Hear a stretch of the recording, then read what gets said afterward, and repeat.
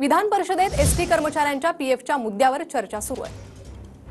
तर एसटी कर्मचाऱ्यांच्या पीएफच्या मुद्द्यावर विधान परिषदेत चर्चा सुरू आहे। विधान परिषदेत अनिल परब यांनी पीएफचा मुद्दा मांडलाय। कुणाचाही पीएफ थांबवला नाही अशी माहिती यावर सरनाईकांनी दिली आहे। जसं हे जे म्हणाले तसं किंवा सगळेच म्हणतात आहेत, सगळ्यांच्या भावना तशाच आहेत, दरेकरांच्या त्याच भावना आहेत। तुम्हाला नाही करता येत ते ठेवताच येत नाही, मग तुम्ही एका ठिकाणी कबूल करताय की आम्ही भरलेला नाही, याचा अर्थ तो कुठेतरी आहे। कारण पगारातनं जेव्हा पगार तुम्ही अदा करता त्यावेळेला तो ऑटोमॅटिकली कापला जातो, त्याच्यासाठी काही वेगळं काहीच यंत्रणा नसते।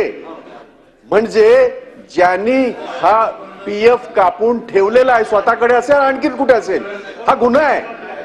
याच्यामध्ये मफतलाल, याच्यामध्ये बिर्ला, याच्यामध्ये आपल्या देशातले बडे बडे उद्योगपती हात घातलेत आम्ही, कारण तो कायदाच आहे। आम्ही काय फार मोठं शौर्य केलं नाही। आणि म्हणून आमचा जो आग्रह आहे की याचे जे ट्रस्टी आहेत, त्यांचे जे एमडी आहेत, यांच्यावर तात्काळ गुन्हा दाखल करून त्यांना आपण आतमध्ये टाकणार आहात का, हा एकच प्रश्न।